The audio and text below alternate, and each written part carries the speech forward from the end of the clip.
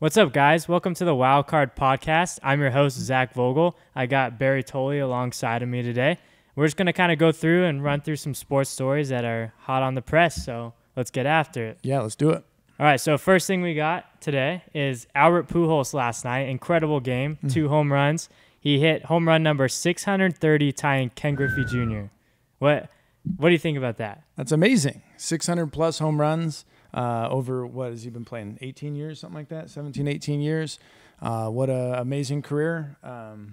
Ken Griffey Jr. had one of the sweetest, prettiest left-handed swings you've ever seen. Could play the outfield, was an amazing player. And if he wouldn't have gotten hurt, I think he would have broken the record. Yeah, I really think he could have been the best ever. What was that quote? He had something about a cheetah, like if a cheetah doesn't stretch before it chases his prey, why should he? Dang it, Kenny. I think it caught up with him, man. Yeah. I think he should have stretched a little more. He probably should have stretched a few more times. But he was incredible. And Albert Pujols, to be able to tie that, those are all-time Hall of Fame careers. Yeah, so Albert Pujols also, he collected his 3,055th hit. He tied another great Ricky Henderson. Wow. So that's another name to throw around. He's an incredible player. But Albert Pujols has been getting a lot of crap lately for kind of who he is. A lot of guys think he should just retire, that he's wasting money. Where do you weigh in on his career and where he's at? Again, Hall of Famer. The guy is still, he's not a star per se as far as his statistics anymore, but he is a draw. He's a great presence in the clubhouse, can still be clutch, can still get hits done. But is he who he was 5-10 years ago? No. And he would tell you the same. But to think that he should just be hanging him up, I think last night proves that no, the guy can still play, and he should still be going and getting paid that big contract that he signed. Yeah. He earned it.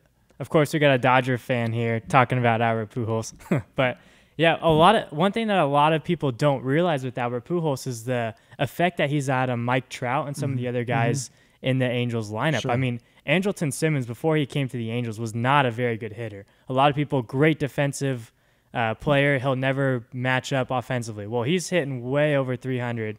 He was in the final vote, didn't quite get the votes. I believe he should have been an all-star.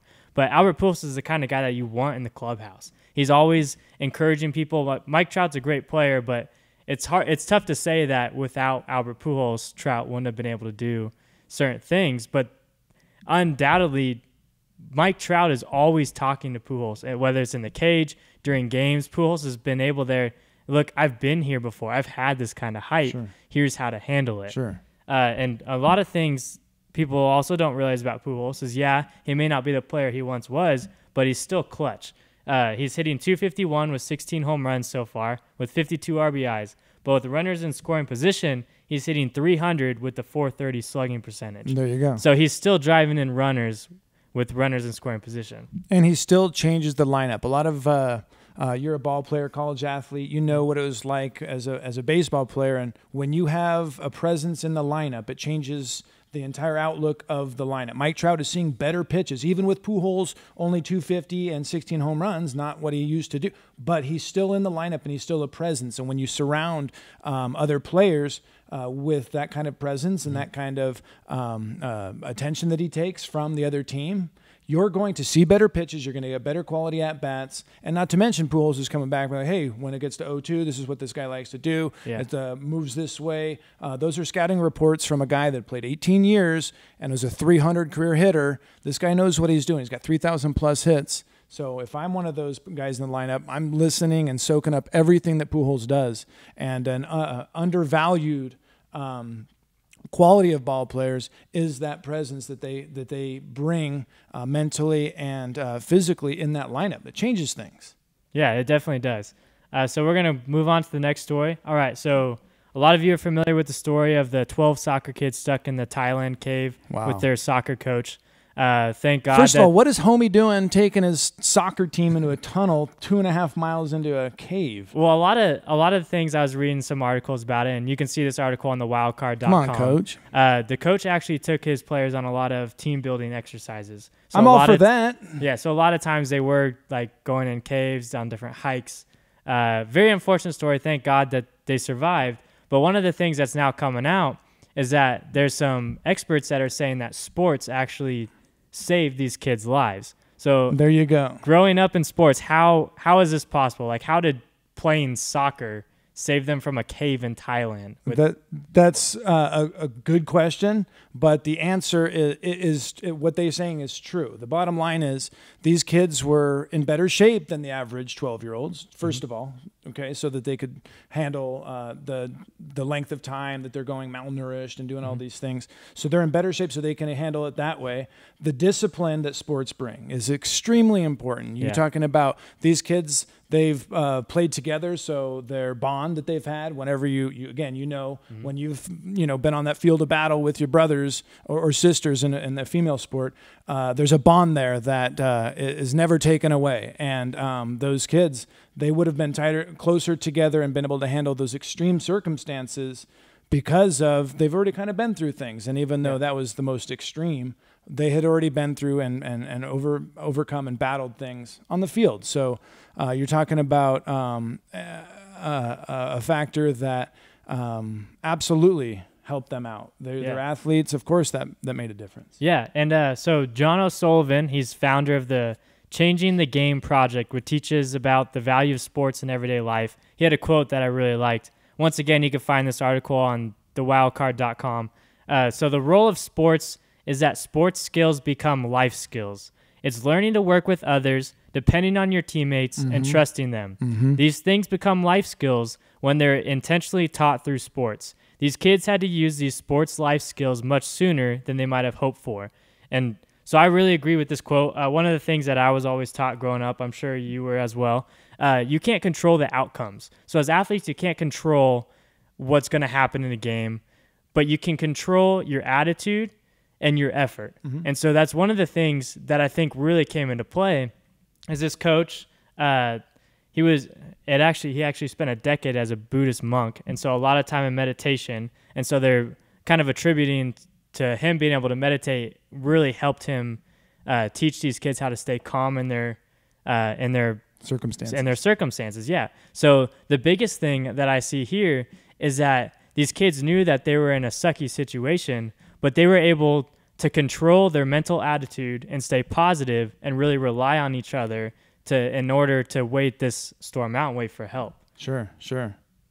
Absolutely. And all those kids are brave. And what an amazing story. It's a beautiful story. I saw the other day that there's already been 2 different studios that have picked up the rights to make a movie about it. Really? So, they'll be fighting over that and trying to get those done. But, again, what a great story. And, what an answer to prayers that they all got out. Yeah, exactly. So this next thing that we're going to go through, I don't know if you've seen this clip yet. So this is one of the greatest 1-second comebacks you will ever see in sports. It happened in Nike's massive AAU Peach Jam event. And so Cole Anthony, he's actually the son of former NBA player Greg Anthony, led his PSA Cardinals to an incredible comeback. So we'll pull the video up for you, but they're playing the game, they're down, and literally with 1 second left, they come back and win the game. So watch this clip.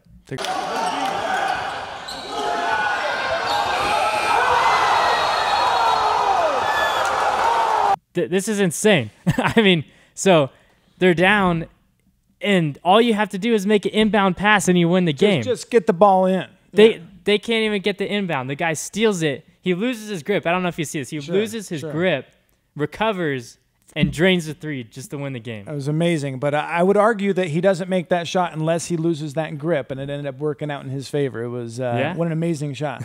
I mean, steal, though, that's the thing, is he made the steal as well. It was all on him. Yeah, that's just definitely never quit. Sure. I mean, sure. All they had to do was make an inbound pass and lose the game. Most players are kind of checked out by this time, like, man, we just lost. Guy's going like balls to the wall until the very end, pulls it off. Yeah, beautiful play, man. Hats off to you, big dog. Yeah. So we're going to end today's segment with Tim Tebow, the baseball player. Yes. Call him up, man. What do you think of Tim Tebow? Do you like it? Do you love it? I love it. His swing is smoothing out. He looks much more fluid as a baseball player. He doesn't have that jagged, super muscular, stiff look that he had before. You can't make it as a baseball player that way. But now that he's making these adjustments, he's got every opportunity. The guy's going to play in the big leagues. And for how long, how much success he has, I don't know that. I haven't seen him playing it. But he's playing well in Double-A. The kid's hitting, what, 270? Yeah, he's actually in 269 right now. Yeah, how many bombs? He's got 5 home runs and 33 RBIs through 77 games. And I see in the All-Star game there that he's in Double-A in the All-Star game. So that's the best of the Double-A All-Stars, or the best players in Double-A. And if you can play in Double-A, you can play in the big leagues. And he's in his All-Star game, he hit a double, didn't he? Yeah, his first at bat, he roped the ball the other way off the wall for a stand-up double, which pretty impressive for a guy who hasn't played baseball in a long time. Sure. So now that we got Tebow, he's defying pretty much logic. I mean, he's 30, and he's all of a sudden deciding he wants to play baseball, and he's doing it well. What are the next steps for Tim Tebow? Again, I think he needs some more high-intense at-bats. He needs to face big league pitching consistently. Because there will be a big adjustment. My prediction, remember I said this, July 13th today, right? Yep. July 13th. I believe he'll be called up in September. September call-up, Tim Tebow, and I think he'll hit about a 110. Okay? 110? He'll struggle. Not to mention the New York City, everybody. He's used to that part. But the intensity of the at-bats and the big league pitchers that will not want him to succeed. And it's not that they don't like the guy, but nobody wants to be that guy that, big league pitcher, maybe an established guy who, gives up that first home run to Tim Tebow or something. That, believe me, nobody is going to be looking for that to happen. But remember I said it here, I think he gets called up September 1st, and I think he hits one something, but one of them, he might get one hit, but I think he will leave the yard when he gets called up. Yeah, I mean, for the New York Mets, why wouldn't you call this guy up? You're 37 and 54. You're 14 and a half games back in the division-leading Phillies. Sure. Yeah, you're not winning the World Series. Sorry if you're a Mets fan, but you're not making the playoffs this year. Let's just and they're going to trade DeGrom. Watch. Yeah, let's just be real. No. So you're not making the playoffs. This guy is guaranteed to sell tickets. He's going to bring hype back to the stadium in September. Excitement in the clubhouse. Exactly. And this is just a great team guy to have around. Sure. I will say, though, Tim Tebow needs to work on his strikeout rate. Yeah, but hey, I agree with you completely. From the game that I come from, that's not okay. But hey, they're letting these guys strike out at an incredible rate nowadays, and they're like, whatever. So, if that's part of the cybermetrics and the computer crap that these guys are putting together, and they're okay with those punch outs, then he to me is a perfect candidate to get called up in September. Yeah, I mean, he is striking out 39% of the time, but you look at guys like Giancarlo Stanton. I mean, granted, you can't really compare Tim Tebow to Giancarlo Stanton, but guys, strikeouts in the game, strikeouts in the game are a lot more prevalent than what they were. Absolutely. They're a lot more accepted than what they were. Sure. So yeah, if Tim Tebow's power numbers continue or ramp up, yeah, it's okay if he strikes out a couple times. By the way, did you see that play in left field that he made?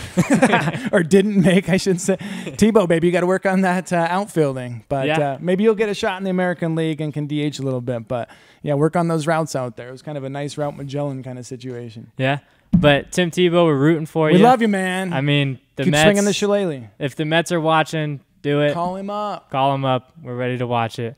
But that's all the time we have for today. Thank you for tuning in to the Wildcard podcast. Be sure to check out our page on Facebook or go to thewesternjournal.com/wildcard and read all these stories that we're talking about. Thanks for joining us, Barry. Hey, thanks a lot for having me. News that you can count on. Read about the America that you love. Real stories, real people. thewesternjournal.com.